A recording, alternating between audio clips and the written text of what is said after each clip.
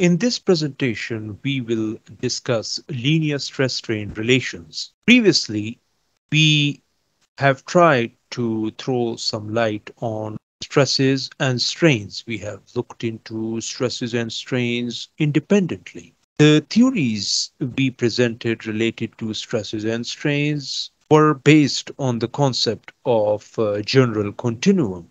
By continuum, we mean a continuous surface. A continuum refers to a continuous substance or a material without any microscopic gaps or voids.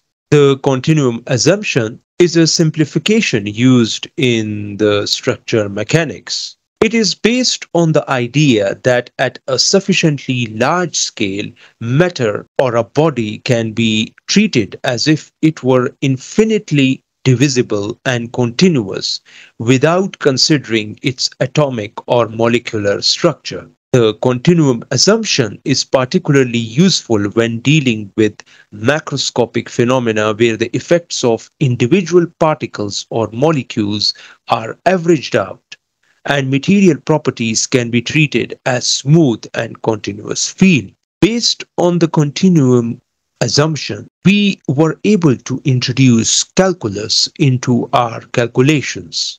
We applied the concepts of stresses and strains on general continuum. The theory of stress was based solely on the concept of force and the associated concept of force per unit area. In the same manner, the theory of strain was related to geometric concepts of infinitesimal line extensions and rotations between two infinitesimal lines. We used equilibrium in the case of stresses to relate body force and surface forces with the stresses. Whereas in the case of strains, we use compatibility equations or compatibility conditions to ensure that the strains are related to the displacements. In the current presentation, we will discuss how the stress at a point in a material will relate to the strain at a point by using constitutive laws, or in other words, material properties. Different materials behave differently when subjected to loads and deformation. Thus, stress-strain relationships depend upon material properties that have to be determined by conducting experiments in lab. It is important to appreciate that only theory doesn't suffice to provide enough information about the material. Lab testing is an important part of working out the constitutive laws. There are general principles for material stress-strain relationships. The first principle is deterministic. By deterministic, we mean that if we determine a relation between stress and strain at a certain point in time, that relationship will stay the same at any point in time. In other words, if you give me stress and give me strain in the lab, I will work out the constitutive equation. Today, after 3 days, 5 days, or 10 days, if I determine the stress-strain relationship, that will be the same as determined earlier. So that means a deterministic property. In other words, the material doesn't deteriorate, or it doesn't kill itself, or it become overpowered and change its constitutive equation or material properties with time. This might not be true with a radioactive material whose half-lives are very small. The second principle is local action. By local action, we mean that if we know the strain at a certain point in a body, we can determine the stress using the material constitutive laws at that point without considering strains at other part of the body. So that means a local action. Thus we can say, if you give me a strain at a point, I do not need any other information about the strain at other places to determine the stress at that point. This is called local action principle. The third principle is observer objectivity, which means that material stress-strain relationships are independent of frame of reference. In other words, if we test a material in a lab which is in a static condition, the constitutive relations determined would be the same as compared to the lab which is in motion or in movement or in a frame of reference whose acceleration is changing. So in other words, if we determine a stress-strain relationship in a lab for a certain material, that stress-strain relationship will agree with the test conducted on a high-speed train moving at some acceleration. Thus, the movement of frame of reference doesn't have any influence on the material stress-strain relationships. The final principle of material constitutive law is that the material will obey laws of thermodynamics. It obeys all the laws of thermodynamics. The most common one are the first and the second laws of thermodynamics. We will discuss the first law of thermodynamics in a minute. In this presentation, we will only discuss elasticity, although there are many different types of material models available. We can have elastic, hyperelastic, hypoelastic, viscoelastic material models. In elasticity, whereas in inelasticity, we can have plastic, viscoplastic, or damage models available.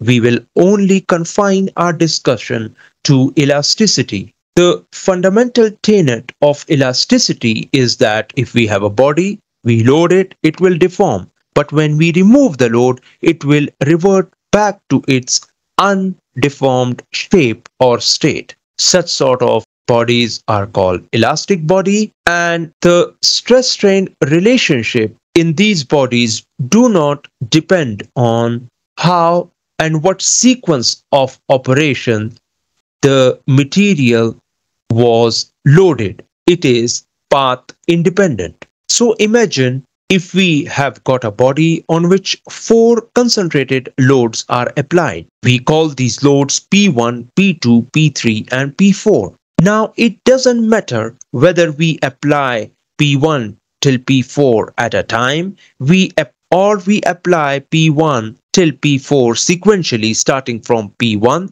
and ending at P4. Or we apply P4 first and then P3 and then P2 and then P1. So in the case of elasticity, the sequence of the loads doesn't matter. That tells us that in elasticity, we have got path independence. The stress-strain relation of a particular material can be derived with the help of first law of thermodynamics. First law of thermodynamics is also called as law of conservation of energy. Thus, according to this law, energy can neither be created nor destroyed. It just changes from one form to another. While describing the laws of thermodynamics, we normally take changes in the energy because the changes in the energy is measurable. The total amount of energy within the system is generally indeterminate. Imagine we have got a system which has got a material inside. That material is subject to some external heat. Heat is the thermal energy flowing into the system, and it is also subject to some external loading, which is shown as W. The first law of thermodynamics states that the work that is performed on a mechanical system by external forces, which is W, plus the heat that flows into the system from the outside equal the increase of the internal energy plus the increase of the kinetic energy. So the internal energy in our definition is actually related to potential energy. And in addition, there can be kinetic energy. Kinetic energy is the energy due to motion. So mathematically, we can write the equation as change in work done plus change in heat supplied is equal to the change in internal energy or change in potential energy plus change in kinetic energy. If we assume an adiabatic process in which the supplied heat is zero, or in other words, no heat is externally supplied, then we are left with the change in work done equal to the internal energy plus kinetic energy. In structures, the kinetic energy of system is very small and that can be omitted. So in the end, we are left with external work done is equal to internal energy. The internal energy over here is actually related to potential energy. So how much energy is actually stored within the particles inside the system is equal to the external work. Now, in order to apply the first law of thermodynamics, we normally consider a loaded member which is in equilibrium.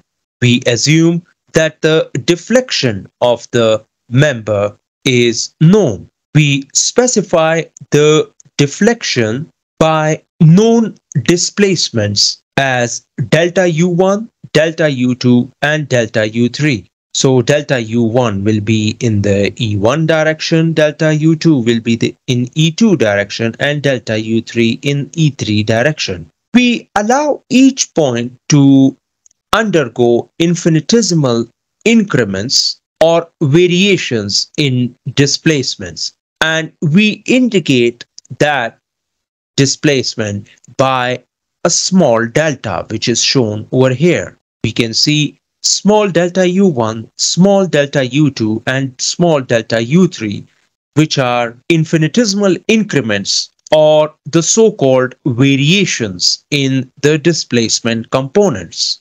We don't consider any variation in the stress component at any point. Therefore, we take the stress component as the full magnitude at a point.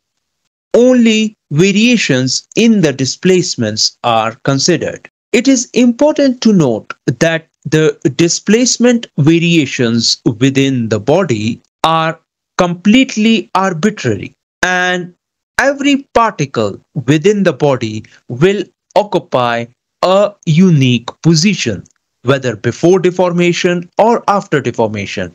It is not possible that two particles occupy same point in space.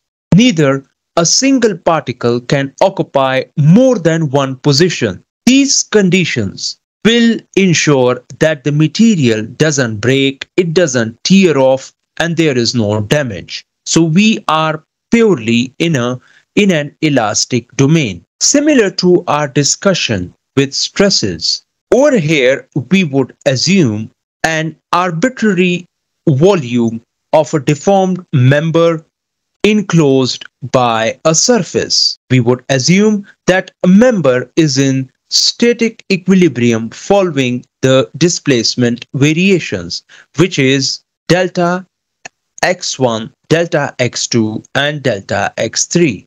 So our whole body is consisting of body forces and surface forces.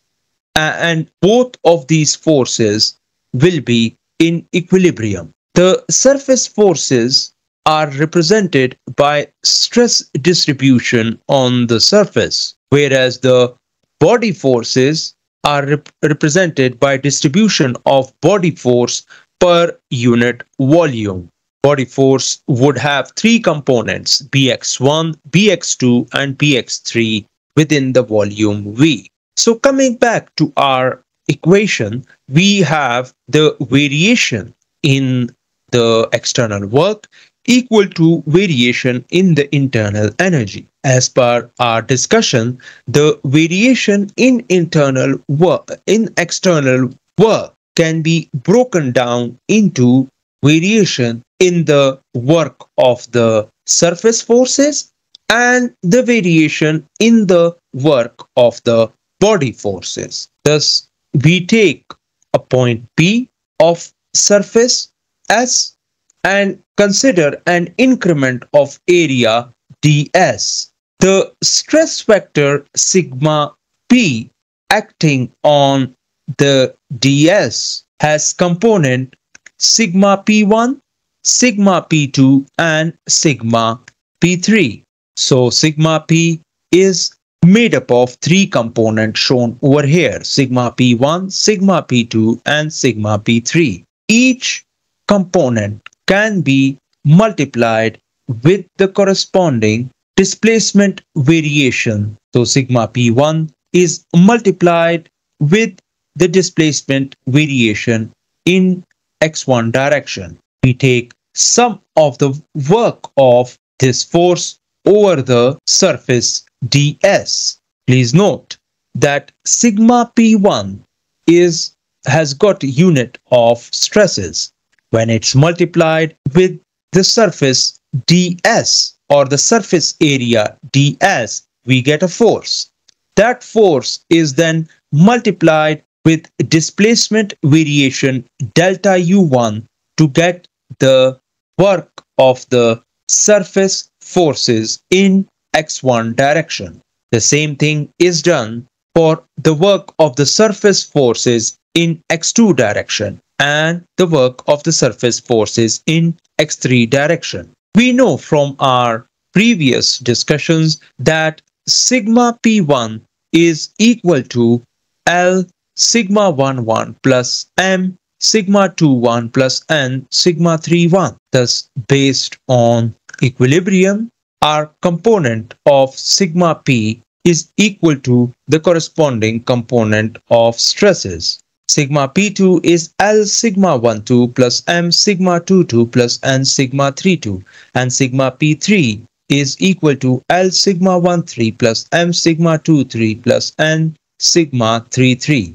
Plugging these values, we get an integral expression for the work of the surface forces. The work of the body forces, delta WB, can be written as Bx1 times the displacement variation in x1 direction plus Bx2 times displacement variation in x2 direction and plus Bx3 times displacement variation in x3 direction.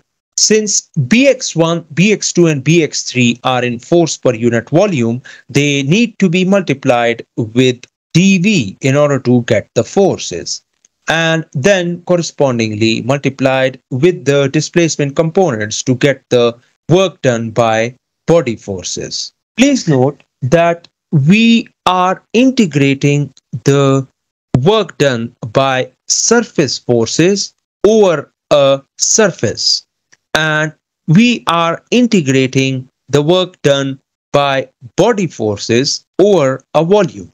In order to add these two integrals, we have to make use of so-called divergence theorem. The divergence theorem and the corresponding divergence is explained in the mathematical preliminaries lecture series. Just to remind ourselves, the divergence theorem states that divergence of a vector field integrated over a big chunk of area over a volume is equal to the scalar product of the vector field with unit normal vector on the boundary integrated over a surface area. Thus, this theorem tells us that we can convert a volume integral into a surface integral or a surface integral into a volume integral. We can also say that flux through a volume of a sizable body is equal to the flux through the surface area of the same body. This theorem follows the same logic as discussed in fundamental theorem of calculus, according to which if we have a derivative of a function integrated over length x, that would be equal to the value of the same function at b minus value of the function at a. In the same manner, if we have got a flux through a volume of a body, that can be reduced to 1 degree down, which is the flux through the surface area of the body. In order to apply the divergence theorem, we will have to first of all collect the coefficients of L, M and N in our delta Ws.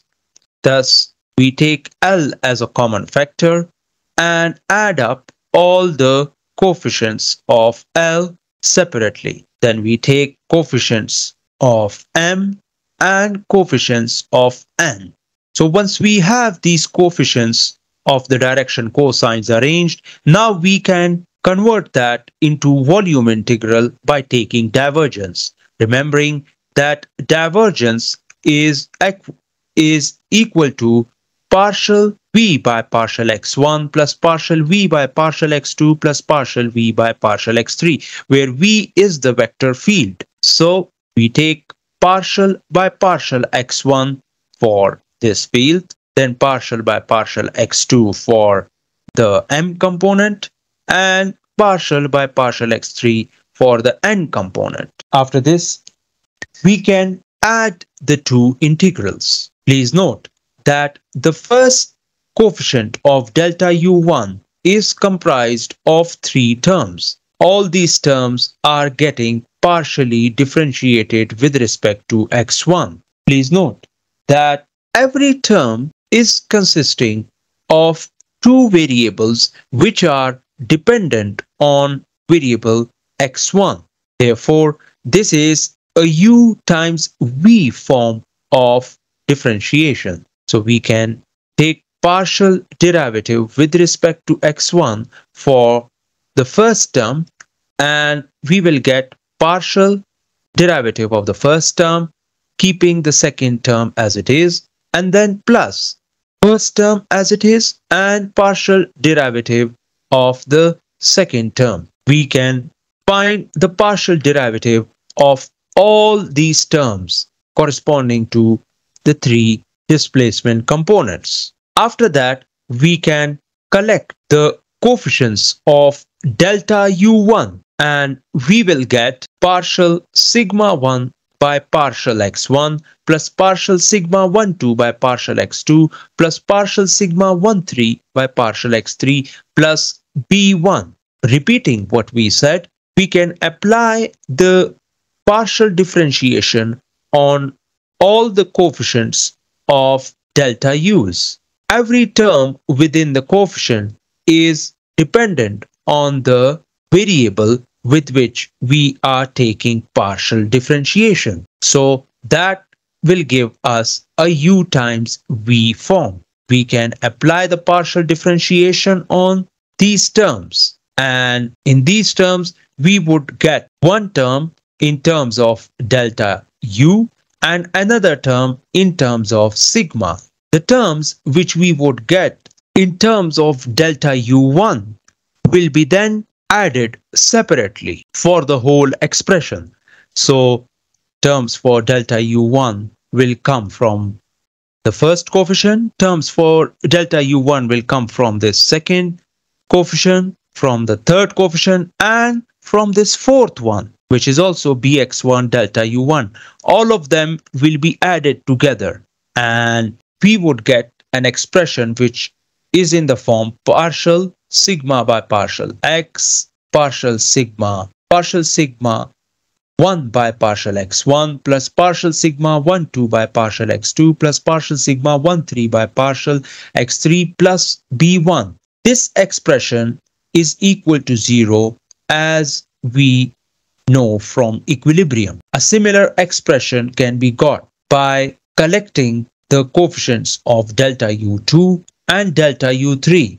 So all the terms corresponding to delta U1, delta U2 and delta U3 will be made 0. Only the terms which are taking partial derivative of the displacement component corresponding to the space will be included. Please note that the second remaining term would have a stress component times partial differentiation of a displacement with respect to some axes in the space. And this second term is actually our axial strain. So delta epsilon 1 will be equal to partial delta U1 by delta by partial x1. Partial epsilon 2 is equal to partial delta U2 by partial x2, and similarly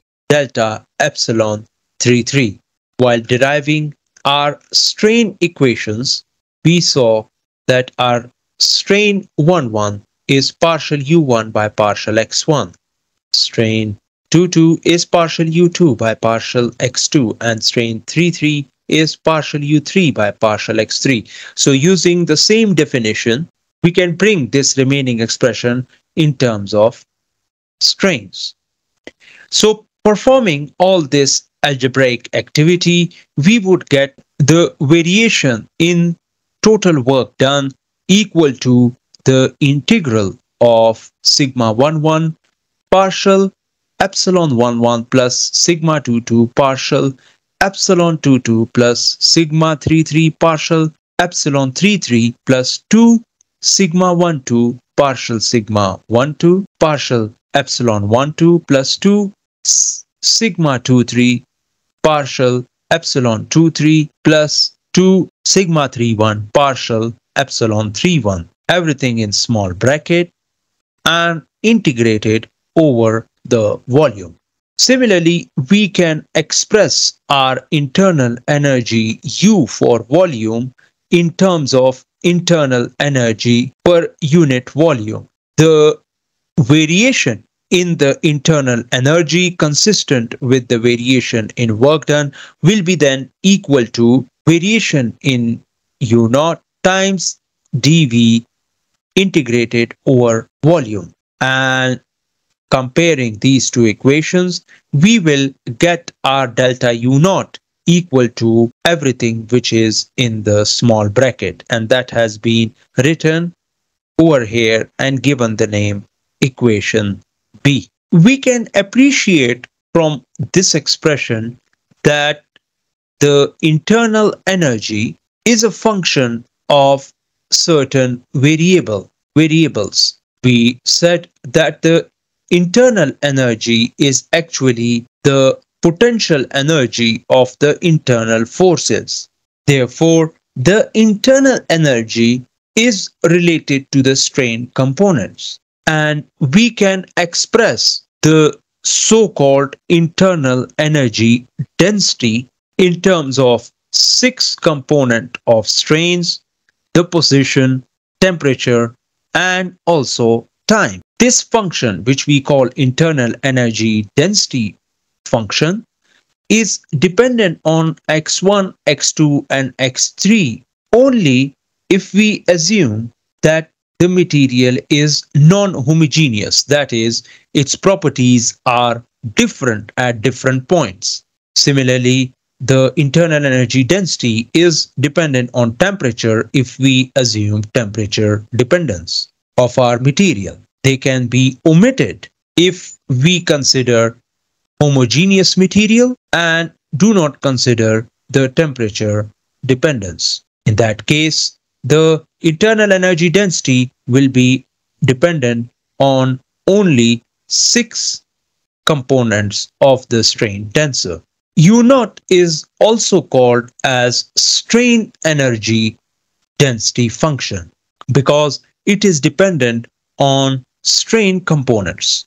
If we assume that the displacements U1, U2 and U3 undergo a small variation delta U1, delta U2 and delta U3, then our strain energy density function will also undergo a small variation, and that variation can be expressed as partial change in the strain energy with respect to epsilon 11 time delta epsilon 11 divided by partial change in U naught corresponding to epsilon 22 times delta epsilon 22, and similarly the partial change in epsilon 33, partial change in epsilon 12, epsilon 13, and epsilon 23. So what we are saying is that if we take variation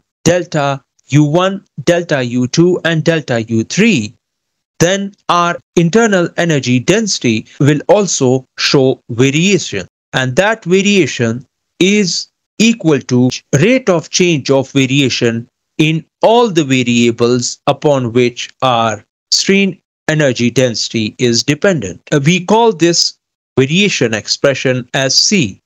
We can compare B and C and we get sigma 11 equal to partial U naught by partial epsilon 11, sigma 22 is partial U naught by partial epsilon 22, and sigma 33 is partial U naught by partial epsilon 33. Similarly, sigma 12 is half of partial U naught by partial epsilon 12. Sigma 13 is half of partial U naught by partial sigma 13. Sigma 13 is equal to half of partial U naught by partial epsilon 13. Sigma 23 is half of partial U naught by partial epsilon 23. Please note that we have got half appearing over here because of 2's appearing in expression B, and the coefficient 2's are appearing in expression A because of our mathematical definition of shear strain as half Uij Uji.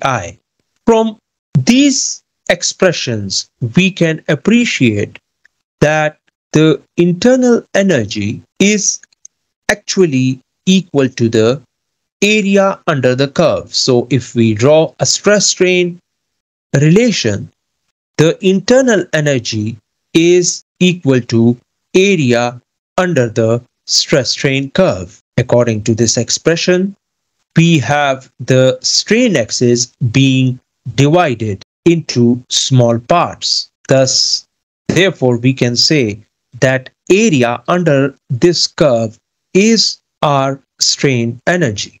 Thus, we can also write that sigma time epsilon is equal to the strain energy and the so-called complementary internal energy. So the complementary internal energy plus strain energy will give us stress times strain. In other words, we can also write that C naught is equal to epsilon time d sigma, or using antiderivative, we can say that epsilon is equal to d by d sigma of C naught. Now this graphical interpretation is only limited to stress strain curve corresponding to one component. However, we have got more than one components. In our case, every strain is a function of 6 stress component. So we need to derive a generic expression which consider all these components. From expression D, we can work out the value of C naught by taking the internal energy to the other side. So C naught is equal to minus U naught, and then the product of stress and strain corresponding to all components. And we know from our previous derivation that the 6 components of stresses and strains are arranged as shown in expression B. So from this, we can write the expression as sigma 11 strain 11, sigma 22 strain 22, sigma 33 strain 33 plus 2 times sigma 12 strain 12 plus 2 times sigma 13 strain 13 plus 2 times sigma 23 strain 23, and we call this expression E. Now we can differentiate this expression with respect to stress 1, since C naught, which is the complementary internal energy density, is dependent on the stresses, the internal energy density, and that is also a function of sigma 11. So therefore, the second term becomes partial U naught by partial sigma 11. The term which is sigma 11 and strain 11 or epsilon 11, that is in U times V form. Both of these variables are dependent on sigma 11. So therefore, we apply the UV differentiation formula. The third term has got only epsilon 22 dependent on sigma 11. Sigma 22 is not dependent on sigma 11, and this we clearly mentioned during the start of our lecture when we were discussing local action, in which we said that although the stresses are dependent on all the strain components at the point, and the strains are dependent on all the stress component at a point, but a stress or a strain at a point is independent of stress or a strain at other point.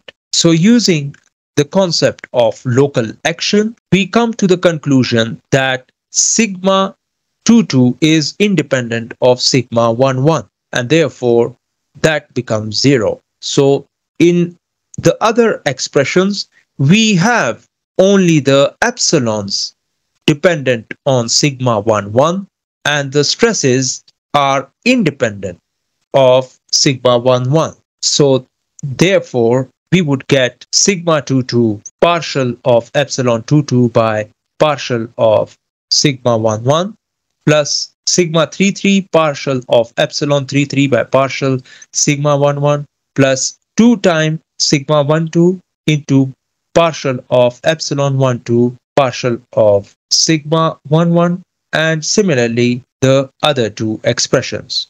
As from our previous expression, we can put the values of sigma 11, sigma 22 and sigma 33, which we derived. Sigma 11 is partial of U naught by partial epsilon 11, sigma 22 is partial U naught by partial of epsilon 22, and so on and so forth. So these values can be plugged into this expression, and therefore the sigma 11, sigma 22s, sigma 12, 13, all of them have been changed and brought in terms of strain energy densities. Now this variation expression of strain energy density is equal to rate of change of all the variables. If we apply some variation to our displacements delta U1, delta U2 and delta U3, expression C can be